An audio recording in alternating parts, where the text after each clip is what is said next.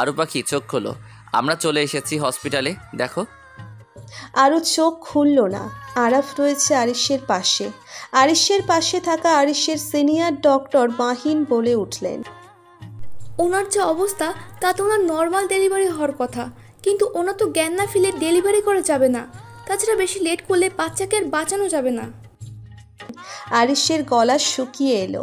বাইরে থেকে আরুর মায়ের আর অনিকা খানের কান্নার আওয়াজ ভেসে আসছে।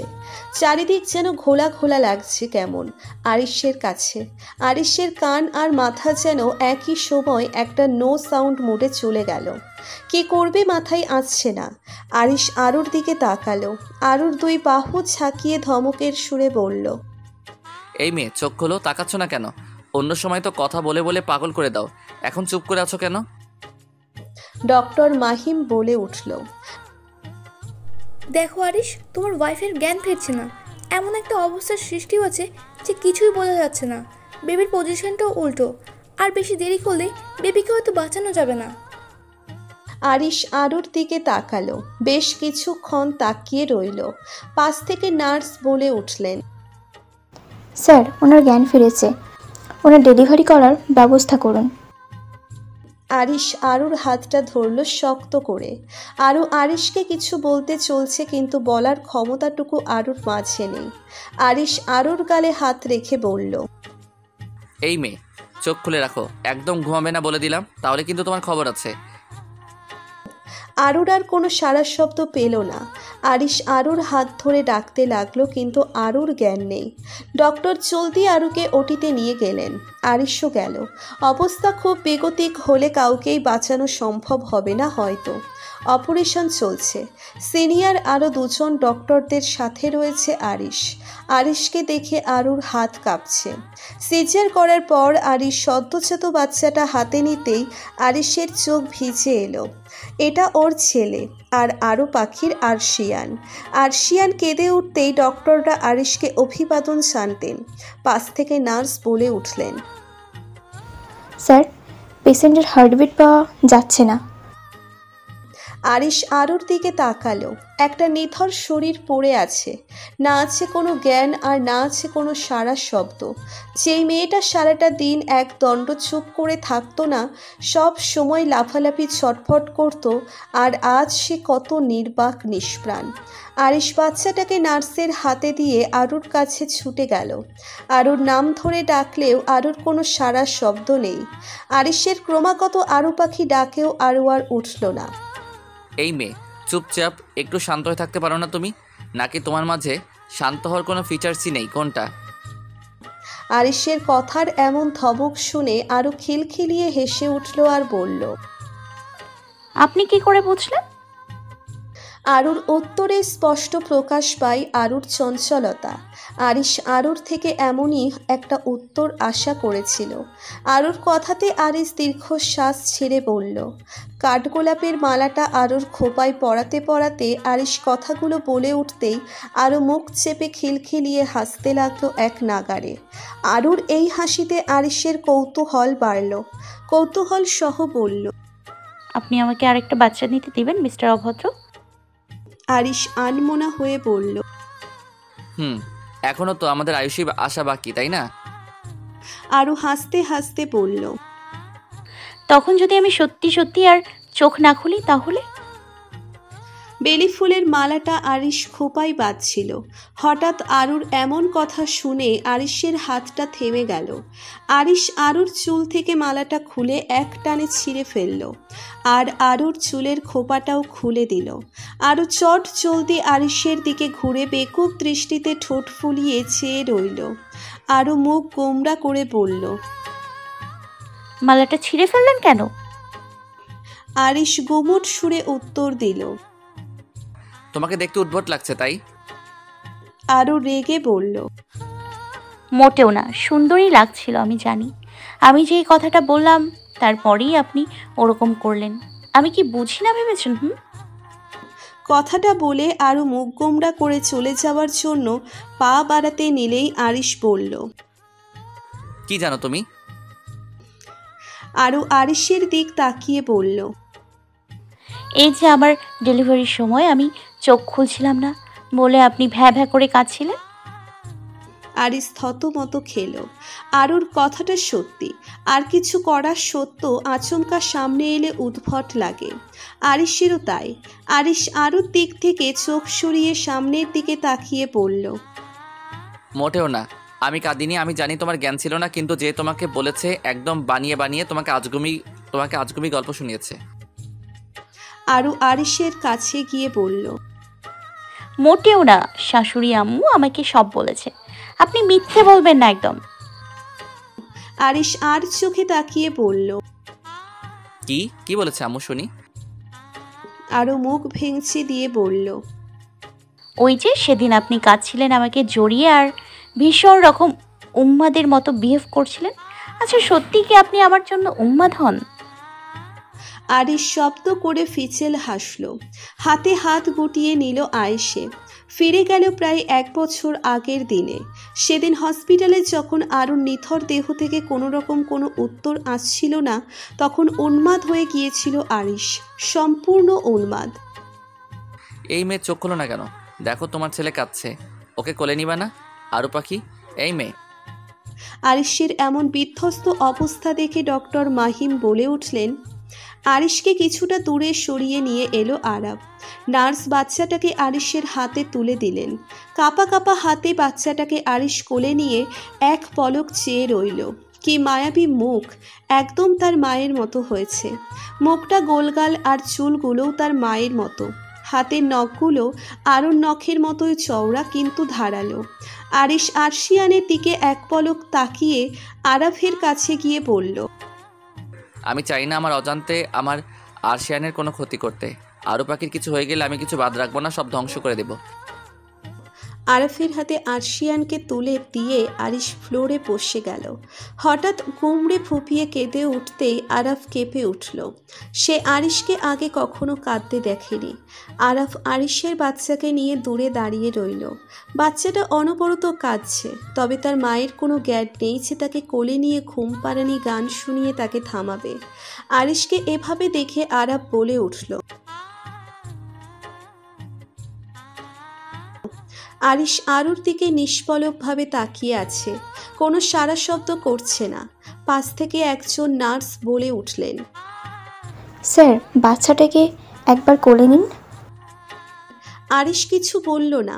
ফ্লোরে ঘ্যাসরাতে ঘ্যাসরাতে আরুর সামনে গিয়ে বসল। বিড়বিড়িয়ে বলল, এই তো এবার আমার আরু পাখিকে ভালো করে দেখতে পাচ্ছি আমি। আরুকে বেডে দেওয়া হলো। এখনও জ্ঞান ফেরেনি আরুর। হাতে স্যালাইনের সূচটা ঢুকিয়ে দিয়ে নার্স বেরিয়ে গেলেন। আরিশ চেয়ার টেনে কাঁপা কাঁপা কণ্ঠে আরুর মাথায় হাত বোলালো। আরুর হাতের আঙ্গুলটা ঈষৎ নড়ছে। আরিশ আরুর হাতটা মুঠিবদ্ধ করে ধরল। ঘুমন্ত আরুর চোখ গড়িয়ে জল গড়াচ্ছে, কিন্তু চোখ খুলে তাকাচ্ছে না। আরিশ আরুর চোখটা মুছিয়ে দিয়ে বলল, আরু পাখি কষ্ট হচ্ছে খুব? কিছু বলছো না যে? তুমি না কষ্ট চেপে রাখতে পারো না? কিছু হলেই তো দৌড়ে ছুটে এসে বলো, মিস্টার অভদ্র আমার এমন হচ্ছে অমন হচ্ছে। আজ একা গোপনে সব কষ্ট সহ্য করে নিচ্ছ। লেবার পেইন হলে নাকি সাংঘাতিক কষ্ট হয়। মানছি তুমি একা সহ্য করেছো, তবে আমার উপর এত অভিমান? কই ডাকছো না তো মিস্টার অভদ্র বলে? বলছো না তো যে নিমপাতার ফ্যাক্টরি? আরুর চোখ দিয়ে থেমে থেমে জল গড়াচ্ছে, তেমনি আরিশও কাঁদছে অনবরত। এর আগে কখনো ওর নিজেকে এতটা নিঃস্ব মনে হয়নি। কে জানতো তার এই পুতুল বউটা ওকে এতটা পাগল করে দেবে। জানো তো, রোজ হসপিটাল যাওয়ার আগে যখন তুমি চুলগুলো এলোমেলো করে দাও, তখন তোমাকে ধমক দিলেও সেই চুল আমি ঠিক করি না, ওভাবেই পুরো ডিউটি আওয়ার কাটিয়ে দেই। একবার তো একটা পেশেন্ট বলেই ফেলেছিলেন যে ডাক্তাররা নাকি পড়াশোনা করতে করতে পাগল হয়ে যায়। আপনি তো দেখছি ডক্টর হয়েও পাগল হয়ে আছেন। আমি ওনার কথা শুনে হো হো করে হেসে উঠেছিলাম। উত্তর বলেছিলাম, আমার বাড়িতে একটা ডল বেবি আছে, একদম টুই। সে রোজ আমার চুলগুলো এলোমেলো করে দেয়, আবার ঠিক করলে যদি সে কষ্ট পায়, তাই আর ঠিক করি না। এমন পাগল হয়ে চলে আসি।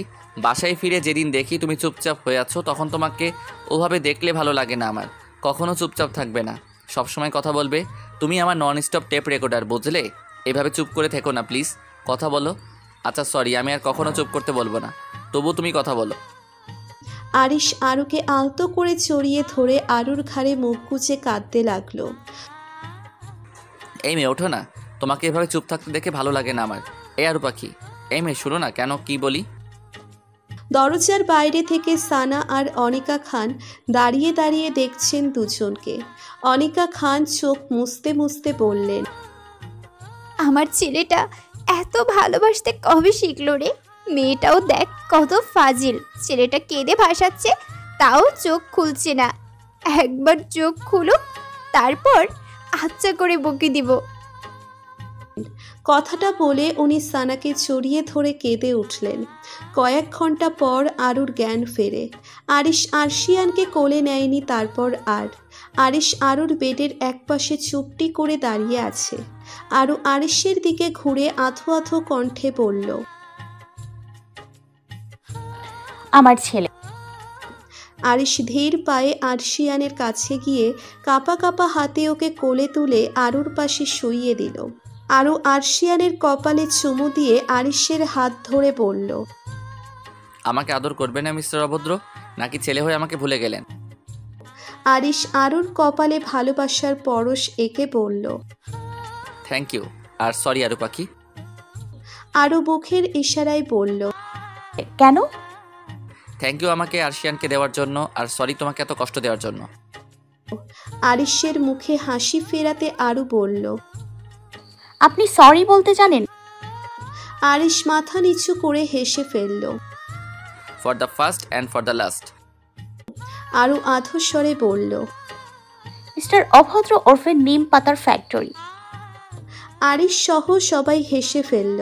পুরনো সেই কথাটা মনে করতে লাগলো আরিশ। পেছন থেকে আরুর কোনো উত্তর এলো না, তবে ধপধপ করে আওয়াজ হতে লাগলো। আরিশ পিছন ঘুরে তাকিয়ে দেখলো আরও কাঠগোলাপ পাড়ার চেষ্টা করছে। এই 1 বছরে গাছটা অনেকটাই বড় হয়ে গেছে, যে আরুর নাগালে আসে না। আরিশ আরুর পাশে গিয়ে ডালটা ধরে নিচু করলো। আরও সহজে ডালটা ধরে একটা কাঠগোলাপ নিয়ে আরিশের সামনে ধরতেই আরিশ বলল, সেকেন্ড ম্যারেজ অ্যানিভার্সারি বলে আজকে প্রপোজ করবে নাকি? সামনে ফুল ধরেছে। আরও আরিশের নাকটা টেনে দিয়ে বলল, বুদ্ধু কোথাকার, আমি তো এটা আমার কানে গুজে দেওয়ার জন্য বললাম। হাজবেন্ডরা কানে ফুল গুজে দিলে নাকি বেশি সুন্দর লাগে। আরিশ মুচকি হাসল। আরুর হাত থেকে ফুলটা নিয়ে আরুর কানে গুজে দিয়ে বলল, এসব উদ্ভট কথা তোমাকে কে লেখায় আরু পাখি? আরু মুখ চেপে হেসে বলল, আমার নিজের বানানো। আরিশ আরুর চোখে ফু দিয়ে বলল, তাই বলি এত উদ্ভট কেন? আরু মুচকি হেসে বলল, আপনি আমাদের ভালোবাসেন? আরিশ আরুর চোখের দিকে তাকিয়ে বলল, একদম না মিস টুইটি। আরু হেসে উঠল। আরিশের এক হাত ধরে বলল, চলুন বাসার ভেতরে, সবাই অপেক্ষা করছে। আর শিয়ানো বোধহয় আপনাকে খোঁজাখুঁজি শুরু করে দিয়েছে। আরিশ হাসতে হাসতে বলল, আমার ছেলে আমার খোঁজ তো নেবেই।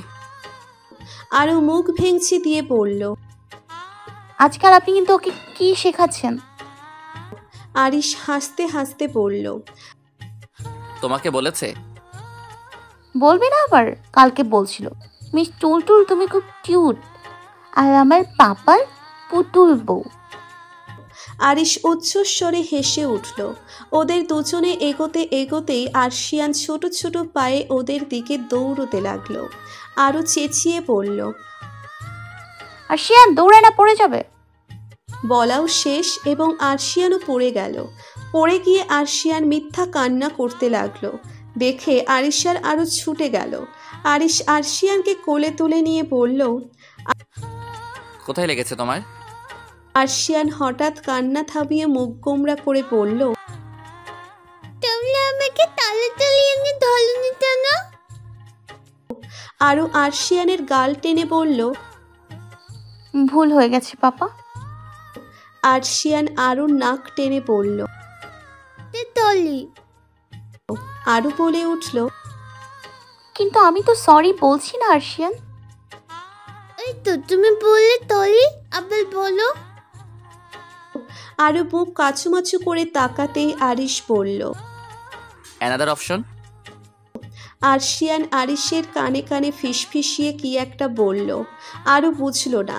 আরও আরিশের দিকে তাকিয়ে বলল। কি? আরশিয়ান আরিশকে ওকে কোল থেকে নামাতে বলল। আরিশ নামাতেই আরশিয়ান কোমরে হাত রেখে বলল, আমি উঠোনটাতে আবার আসবো, আবার পড়ে যাব, তোমরাও আমার সাথে পড়ে যাবে, ওকে? আরও আরিশের দিকে তাকিয়ে বলল। আপনার ছেলে এসব কি বলে? আরিশ ফিসফিসিয়ে বলল, তোমার থেকে দুষ্টুমির দিনটা পেয়েছে, সো আমাকে দোষ দিয়ে লাভ নাই কিন্তু। আরও উদাস সুরে বলল। ওকে, ইউ ক্যান স্টার্ট। আরশিয়ান আবার দৌড়ে ছুটল আর কথা মতো পড়েও গেল। ওর মতো করে আরও আর আরিশও একসাথে পড়ে দুজনেই হেসে ফেলল। আরশিয়ানও দৌড়ে এসে দুজনের গলা জড়িয়ে ধরল আর ফিসফিসিয়ে বলল, হ্যাপি ম্যারেজ অ্যানিভার্সারি।